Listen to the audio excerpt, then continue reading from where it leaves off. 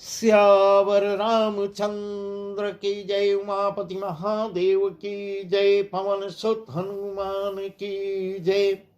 श्री रामचरितमानस अयोध्या कांड में वह प्रसंग हम आपको सुना रहे हैं जब भरत जी सई नदी के किनारे से अब श्रृंगवेरपुर के करीब पहुंच रहे हैं। और यह समाचार जब निषाद सुनता है तो बहुत ही उसके सामने बहुत असमंजस आता है। वह बहुत भरत पे शक कर रहा है। उस वही प्रसंग, उसके आगे का प्रसंग हम आपको सुना रहे हैं। सई तेर बस चले बिहाने, श्रृंगवेरपुर सब निराने। सई तेर बस चले बिहाने, श्रृंगवेरपुर सब निराने। समाचार सब सुने निषादा, हृदय विचार करई सविसादा। कारण कवन भरत बन जाई, है कछु कपट भाव मन माई। जो पैजी न होती कुटलाए, तो कतलीन संग कटकाई।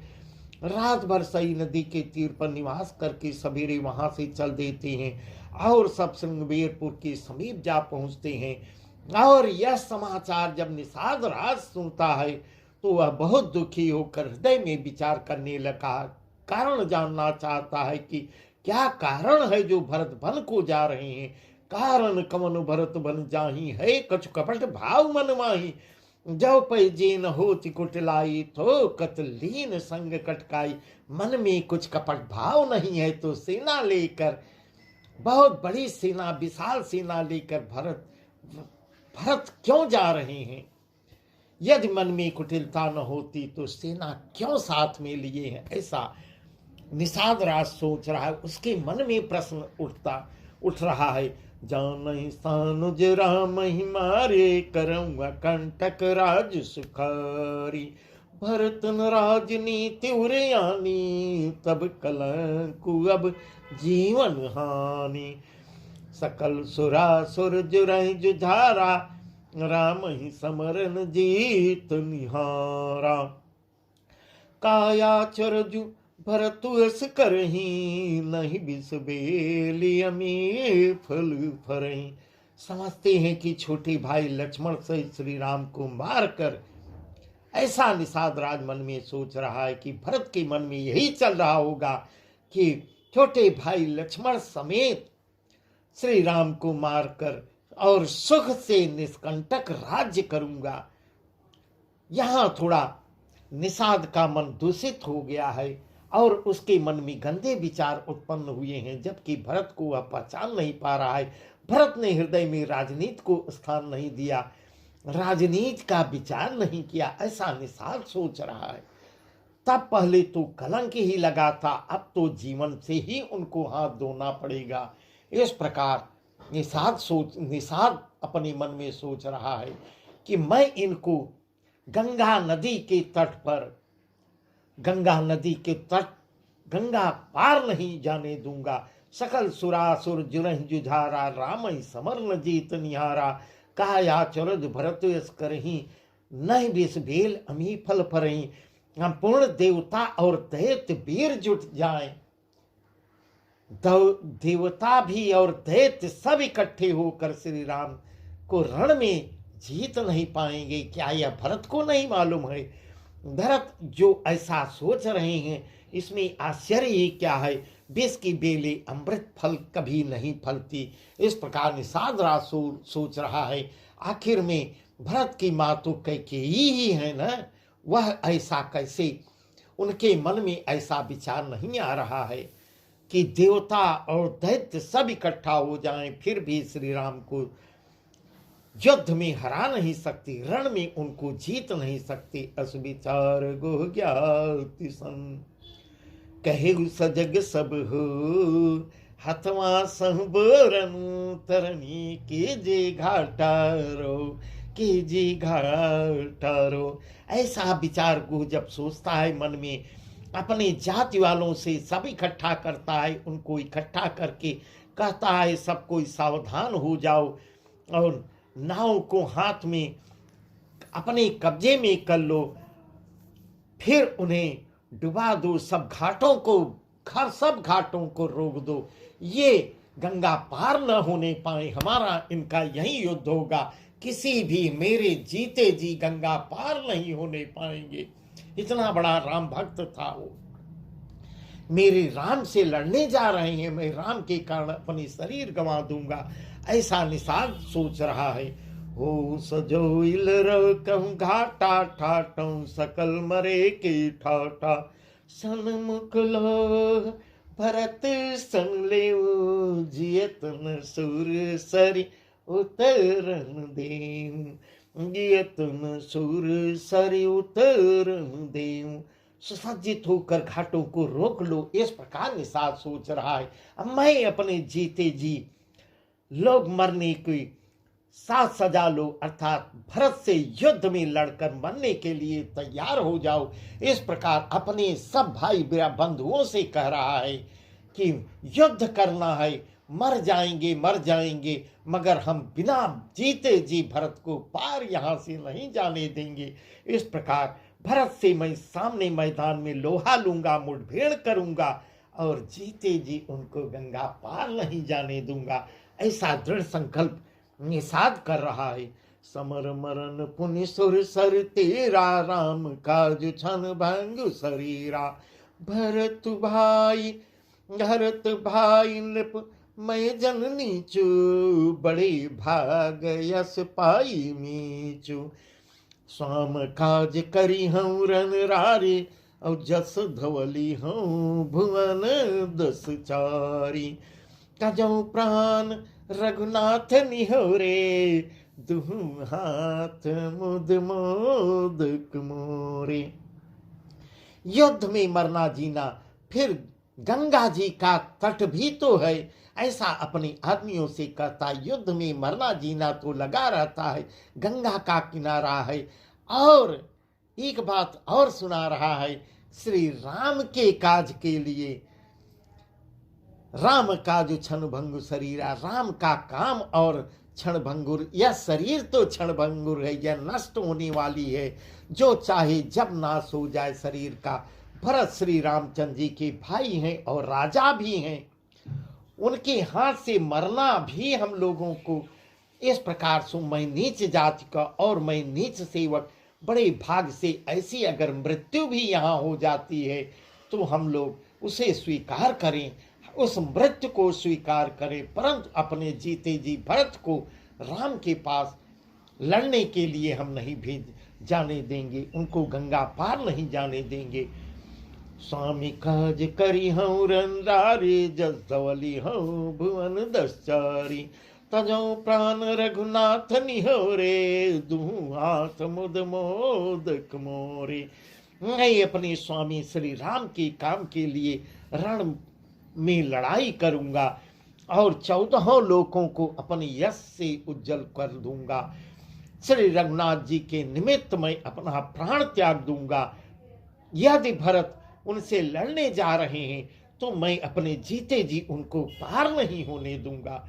इस प्रकार निषाद राज कह रहा है, मेरे तो दोनों ही हाथों में आनंद के लड्डू हैं।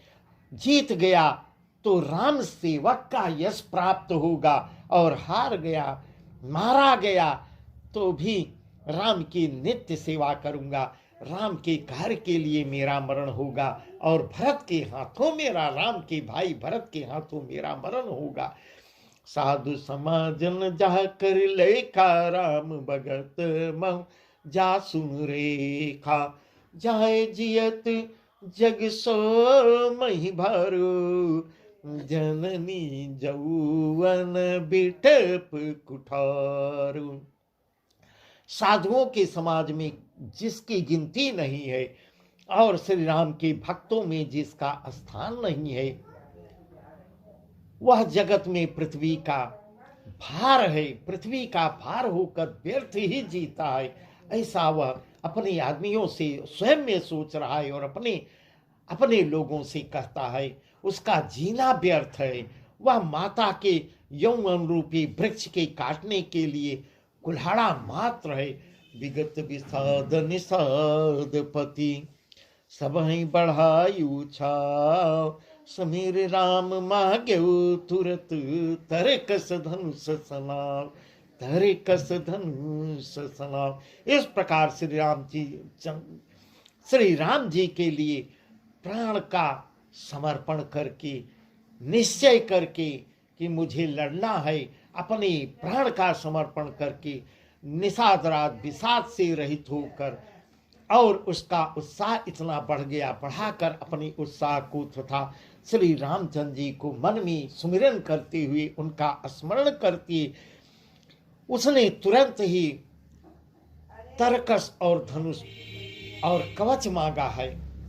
लड़ने के लिए तैयार हो जाता है। बेगहूं भाइयों सजऊ सजो, सुने रजाई कदराई न को, भले ही नाथ सब कहीं सहरसा, एक ही एक बढ़ा वही करसा। चले निषाद जोहार जोहारी, सुर सकल रन रुचैरारी। मेरी राम पद पंकज पनहि, भांति भांति चढ़ाई निधानहि। उसने कहा, हे भाइयों जल्दी जल्दी करो, जल्दी करो और सब सामान सजाओ, मेरी आज्ञा सुनकर कोई मन में कायरता न लाए। सब हर्ष के साथ बोल उठते हैं। उसके साथ जो उसके साथी लोग थे सब आनंदित हो जाते हैं हर्ष के साथ। हे नाथ बहुत अच्छा। और आप आपस में एक दूसरे का जोश बढ़ाने लगते हैं। साथी लोग भी सब लड़ने के लिए तैयार हो जाते हैं। अले निषाद जोहारी जोहारी, सुर सकल रन रुचैरारी। सुमेर राम पद पंकज पनहि, भांति बांधि चढ़ाई निधनहि। निषाद राज को जोहार कर करके सब निषाद चल देते हैं। सभी बड़े सूरवीर हैं और संग्राम में लड़ना उन्हें अच्छा लगता है। उसके साथी लोग भी कायर नहीं थे, वह लड़ने वाले थे। संग्राम में लड़ना उनको अच्छा लगता था। और फिर श्री रामचंद्र जी के चरण कमलों की ज्योतियों का स्मरण करके, उनके ज्योतियों का स्मरण करके, सुमेर राम पद पंकज पनहि, रामचंद्र जी के ज्योतियों का स्मरण करके उन्होंने भातियां छोटे छोटे तरकस बांधकर, धनुष छोटे छोटे धनुषों और प्रत्यंचा अपनी चढ़ा ली है। अगरी पहिरी कोड़े सिर धरही, फरसा बास सेल सम करही। एक कुशल अति ओढ़न काड़े, एक कुशल यति ओढ़न खाड़े। कूदही गगन मनहु छिति छाड़े। कवच पहन पहन के सिर पर लोहे का टोप लगा लेते हैं। फरसे भाले और बर्छों को सीधा कर रहे हैं, सुधार रहे हैं। कोई तलवार के वार को रोकने में अत्यंत कुशल है। वे ऐसे उमंग में हैं, इतने उत्साह से भरे हुए। एक कुशल अति ओढ़न खाड़े, कूदहि गगन मनहु छिति छाड़े। ऐसे उमंग, ऐसी जोश उनके अंदर भरी हुई है, मानो धरती छोड़कर आकाश में कूद उछल रहे हों। निज निज साज समाज बनाए, गोहराऊ तई जोहारे जाए। देखी सुबट सब लायक जाने, लय लय नाम सकल सन्माने। अपना अपना साथ समाज, लड़ाई का सामान और दल बनाकर उन्होंने जाकर निषाद गोह को जोहार की है। हम आ गए हैं, हम लड़ने के लिए तैयार हैं। इस प्रकार सब टुकड़ी टुकड़ी बनाकर, टोली बनाकर निषाद राज गोह के पास आ जाती हैं। बिल्कुल हम लड़ने को तैयार हैं। निषाद राज ने सुंदर योद्धाओं को देखकर, देख सुभट सब लायक जाने, लय लय नाम सकल सम्माने। सबको सुयोग्य जाना, लड़ने के योग्य जानकर और नाम ले लेकर सबका सम्मान करता है। भाइयों लावहु दुख जनी, भाइयों लावहु दुख जनी। आज काज बड़ मोय, सुनी सरोस बोले सुभट, वीर धीर न होय, वीर धीर न हो। उसने कहा, तब निषाद राज अपने साथियों से कहता है, हे भाइयों धोखा न लाना, मरने से घबराना नहीं। आज मेरा बड़ा भारी काम है।